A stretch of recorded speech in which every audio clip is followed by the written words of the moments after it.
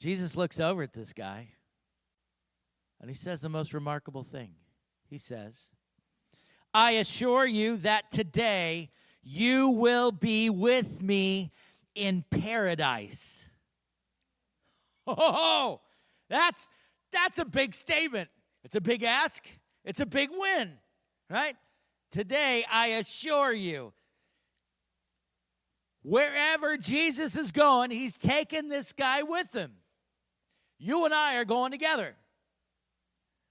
That's a huge statement right there. We're going to do this together. What else is he saying? He says it's going to be today. We are going today together. Where you go, I go. All right. I like that. But where are they going? Well, good question. Paradise. Paradise. California? If only Jesus would have said heaven. I know what that is. I got a category for that. It's a place we're going to spend eternity. That's streets of gold, gates of pearl, lots of singing. You know what I don't have a category for? Paradise. Would have been better if Jesus would have said heaven. But something is going on here that's really, really big. It's huge. And for some reason, we don't get a good translation for this. I understand why. Let's talk about the word paradise. In English, what does that mean? Means, a place that's perfect, place I want to go, place where I get to eat unlimited French fries. Squishy, right? We all agree. In English, the word paradise could mean a lot of different things to a lot of different people. That's true. Our English word paradise, it comes from somewhere. Goes all the way back to the Greek, paradisos.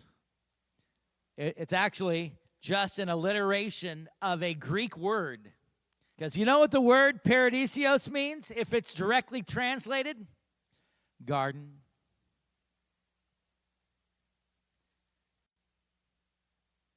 And then you start thinking, garden?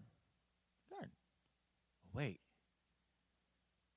You mean, like garden? Yeah.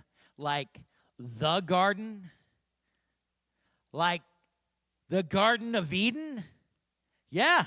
I'm talking about the Garden of Eden. When Jesus says, today you will be with me in paradise, the word that he uses, he says, today you will be with me in the garden. The place where God built in chapter 2 in Genesis. He made this place perfect.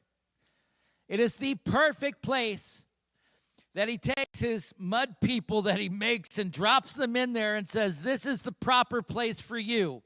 This is the place that is perfect for you. This is your place in the Garden of Eden.